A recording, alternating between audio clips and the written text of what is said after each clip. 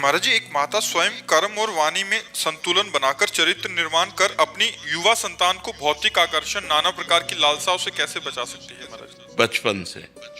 जब तक बचपन से उसका सुधार नहीं किया तो फिर जवानी में सुधार नहीं हो सकता, युवा में सुधार नहीं हो सकता। सुधार बचपन से। अगर बाल्यावस्था में उसके संस्कार डालो, चलो पापा के पैर छुओ, सबसे राधे राधे करो, चलो बैठो 10 मिनट राधा राधा बोलो, तुम्हें अभी टॉफी लाएंगे, तुम्हें अभी बाल। उसको, छोटे बच्चे को राधा राधा राधा, वही बच्चा जाकर आगे भविष्य में जवान में भक्त बनेगा। नहीं तो आज के जो बच्चे हैं थप्पड़ मारते हैं अपने माता पिता को, अपने माता पिता को घर से निकाल देते हैं, ज्यादा करे तो काट के फेंक देते हैं।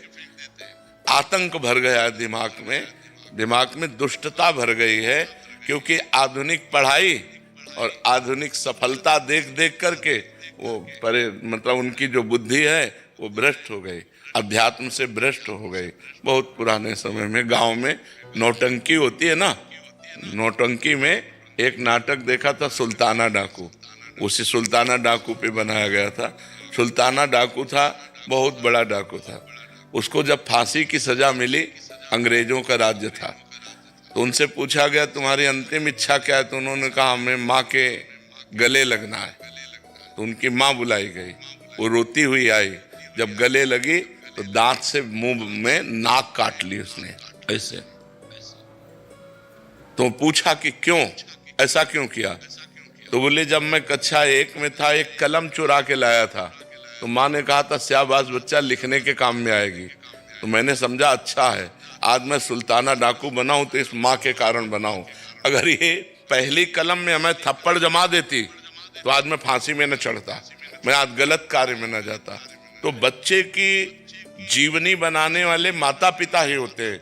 यदि प्रारंभ से बच्चे को पूजा में बैठालना, सतोगुणी बातें सिखाना, शास्त्र सुनाना। अच्छा, हम लोग संत क्यों बन गए? घर में भागवत होती, घर में रामायण होती, घर में संत जन आते, घर में जब देखो तो भगवत चर्चा हो रही, भोग लगा के भोजन पाना, एकदम भागवत। मोहल्ले में कहीं प्याज लहसुन नहीं आता, ऐसा पवित्र ब्राह्मणों का कुल। तो उससे संस्कार बने, अल्लाह भगवान के मार्ग में हम आ गए। तो अगर संस्कार सही ना हो तो फिर जवानी में संभालना कठिन होता। जवानी में तो उन्माद अवस्था होती, फिर नहीं संभाला जा सकता। बाल्यावस्था से बच्चे को संभाला जाए तो वो महान बन जाएगा। और संभालना तो गर्भ अवस्था से ही होता है। जब बच्चा गर्भ में हो, ब्रह्मचर्य से रहे, खान पान सही रखे और भगवान की चर्चा सुने, तो संस्कार उस पर पड़ते हैं। जब कयाधु, प्रहलाद जी की माँ गर्भवती थी, प्रहलाद जी गर्भ में थे, तो देवराजेंद्र बंदी बनाकर ले जा रहे थे। तो देवर्षि नारद जी रास्ते में मिले, उन्होंने कहा इनको कहाँ ले जा रहे हो? बोले हिरण्यकश्यप का वीर्य है, ये दैत्य है, महान भयानक होगा, ये जब पैदा होगा तो इसे मार देंगे। तो उनका नहीं, गर्भ हत्या या बालक शिशु की हत्या ये ठीक नहीं, छोड़ो तुम इसे। तो नारद जी की आज्ञा से उन्होंने नारद जी अपने आश्रम ले गए, और गर्भस्थ शिशु अंदर जब थे तभी से भगवान की चर्चा, नवधा भक्ति का वर्णन, भगवान का नाम कीर्तन अपने आश्रम में। तो देवर्षि नारद जी के प्रभाव से प्रहलाद जी पैदा हुए। गर्भस्थ शिशु पर प्रभाव पड़ता है, जैसे चक्रव्यूह की रचना गर्भस्थ शिशु अभिमन्यु पर प्रभाव पड़ा। माँ 7वें द्वार भेदन में सो गई, तो इसलिए वो 7वां भेदन करना नहीं जाने, नहीं 6 चक्रव्यूह को तोड़ना वो जान गए थे, गर्भ में ही जान गए थे। जब बालक गर्भ में हो तो ब्रह्मचर्य रहना चाहिए, खान पान शुद्ध रखना चाहिए, भागवतिक वातावरण रखना चाहिए। और जब बच्चा हो जाए तो जब तक जवान ना हो तब तक उसे अच्छे आचरणों की शिक्षा देनी चाहिए, पूजा में बैठालना चाहिए, तो एक सतोगुणी आदमी बनेगा। अब बचपन से माता पिता बालकें बुलावें, उदर भरे सोई जतन सिखावें। अच्छा, बच्चे देख रहे हैं हमारे माता पिता क्या आचरण कर रहे हैं। अब आप नशा कर रहे हो, आप गंदी बातें कर रहे हो, हंसी मजाक कर रहे हो, गाली दे रहे हो, तो वही संस्कार तुम्हारे बच्चों में पड़ रहे हैं। तो हम स्वयं सुधरें, माता पिता स्वयं सुधरें, ये सावधानी रखें कि बच्चों की दृष्टि में उनकी किसी भी तरह की हरकत ना आने पावे। और वार्ता में अब माता पिता लड़ रहे हैं, गाली दे रहे हैं, बच्चा छोटा सा देख रहा है, वही संस्कार उसके अंदर पड़ रहे हैं। माता पिता गलत आचरणों से युक्त हैं तो बच्चों में वही संस्कार गंदे पड़ रहे हैं। तो बहुत सावधानी पूर्वक गृहस्थी धर्म में यदि चले तो ये बहुत बड़ा धर्म है। अपने बच्चे को एक समाज का सेवा करने वाला बनाए, भगवान का भक्त बनाए, तो जन्म होना बच्चे का ठीक हुआ।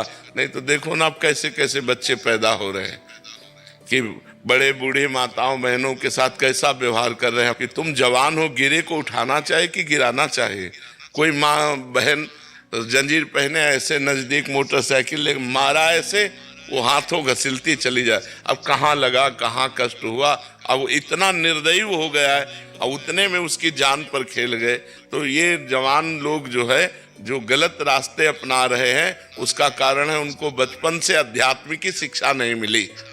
नहीं देखो रामायण में देखो, प्रातः काल उठ के रघुनाथा, मात पिता गुरु नामय माथा। स्वयं भगवान राम प्रातः काल उठ करके माता पिता और गुरुजनों के चरणों में माथा रख के प्रणाम कर। अब कौन बच्चा प्रणाम करता है?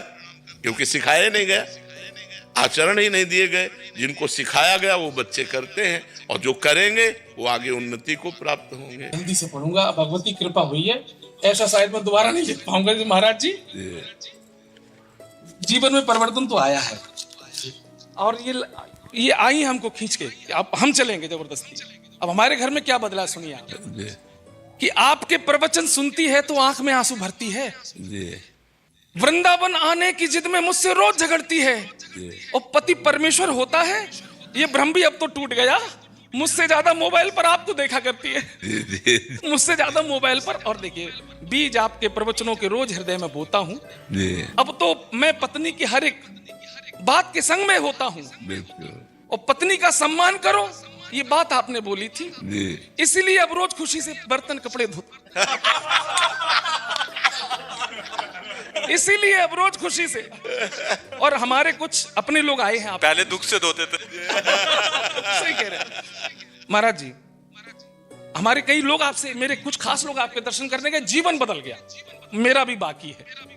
मन में लेकर, जब उनसे पूछते हैं तो कहते हैं कि मन में लेकर पुण्य इरादा कहते हैं, जीवन अपना सीधा सादा कहते हैं, और जो मदिरा की धारा धारा बहते थे अब वो केवल राधा राधा कहते हैं, अब वो केवल राधा राधा। और आखिरी सुना देता हूं, हमने भगवान के दर्शन नहीं किए, लेकिन अगर कोई किसी में कर ले तो उसकी श्रद्धा है, लेकिन वो श्रद्धा बनती कैसे है?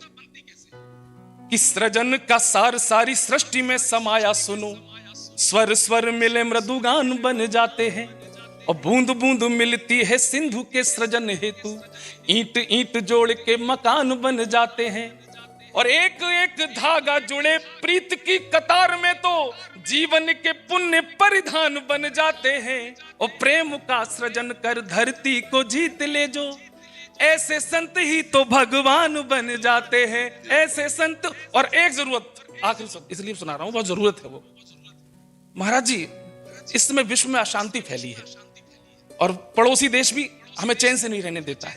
हम यहाँ भगवत ज्ञान की प्राप्ति में लगे हैं, वो आतंकवादी हमले कराता है। तो मेरा तो कहना है उन लोगों से कि दहशतों और नफरतों के दौर वाले देख लें, दहशतों और नफरतों के दौर वाले देख लें, खो चुके इंसानियत उस ठौर वाले देख लें, फिर शायद वो भी प्रेम के पंथ पर चल पड़े।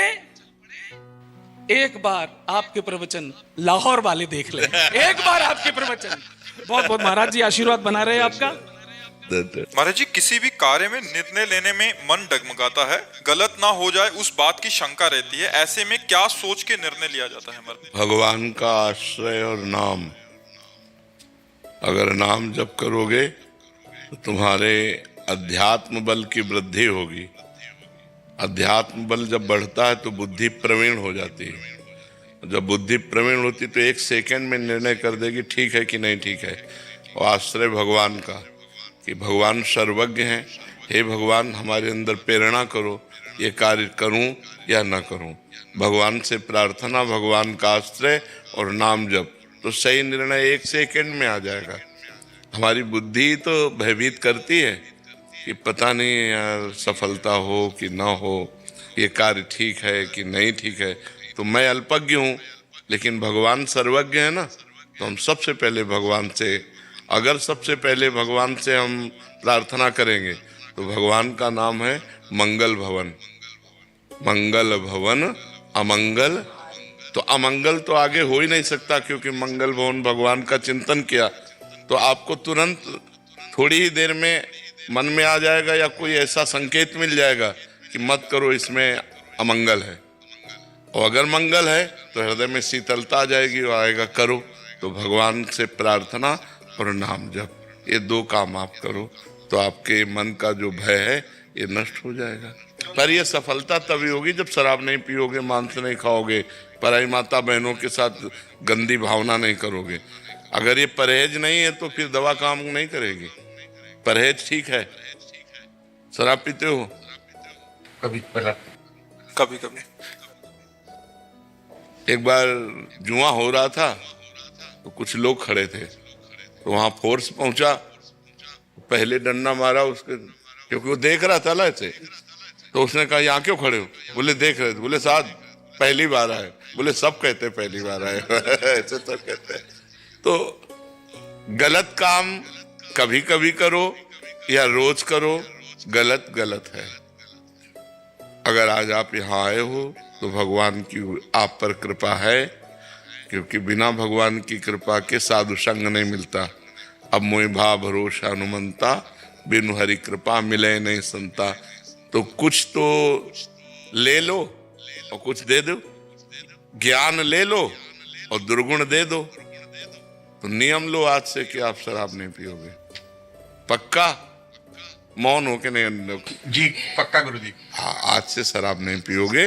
भगवान से प्रार्थना करते हुए, नाम जप करते हुए अच्छे बनो। क्यों गलत कार्य करो? रोज पीते नहीं हो, कभी कभी क्यों गंदगी को स्वीकार करो? गंदगी ही है जिसे शास्त्र विरोध करता है। आज के वातावरण में फैल चुका है। मदिरापान ऐसे फैल चुका है जैसे कोई जाए तो ठंडा शरबत पिलाए ना, ऐसे अब पार्टी, मित्रता, स्वागत सब इसी से होने लगा है। जब छोटे थे ना गुरुजी तो ऐसा लोग कहते थे कि भाई इससे बात मत करो, ये शराब पीता है।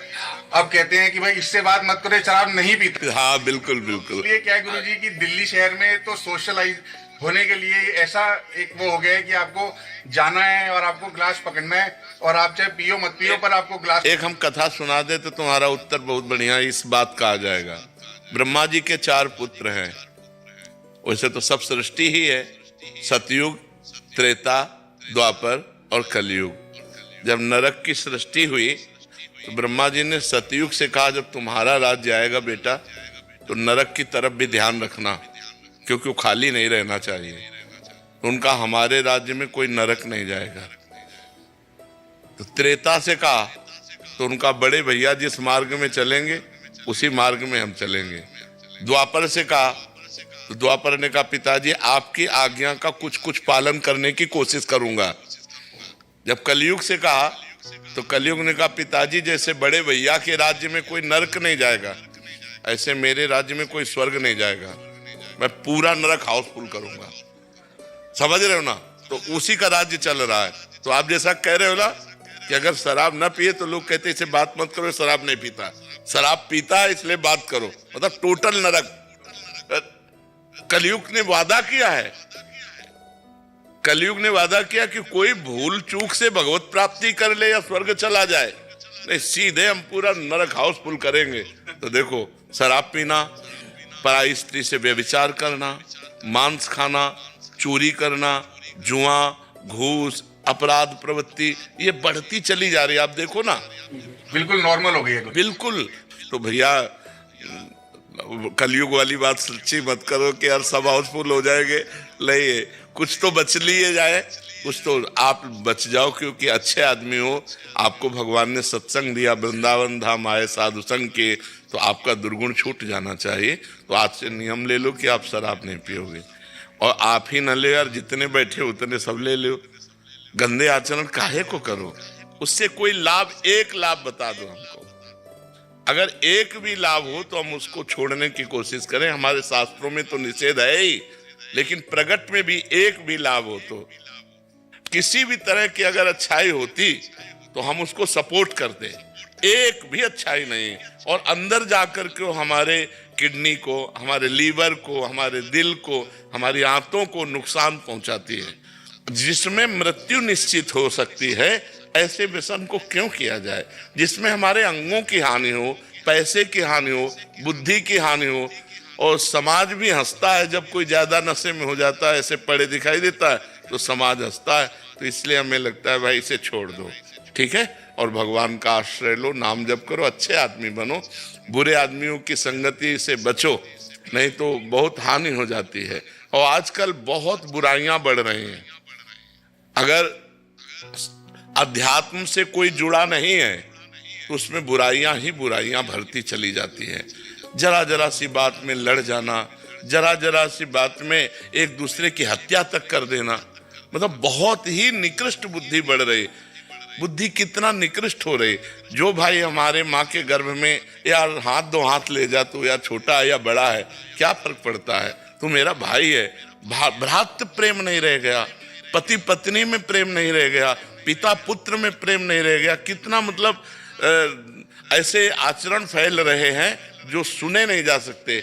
बेटा माँ को मार रहा है, माँ बेटे को मार रही है, पति पत्नी को मार रहा है, पत्नी पति को मार, मतलब कहीं विश्वास, प्रेम, ये सब हटता चला जा रहा है। क्यों हटता चला जा रहा है? क्योंकि दुराचार बढ़ रहा है, व्यभिचार बढ़ रहा है, नशे बढ़ रहे हैं, गंदी बातें बढ़ रही हैं, पूरी गृहस्थी चौपट होती चली जा रही। आज हमारा समाज गिरता चला जा रहा है। अगर उठा सकता है कोई तो अध्यात्म उठा सकता है, और अध्यात्म को लोग ज्यादा प्यार नहीं करते।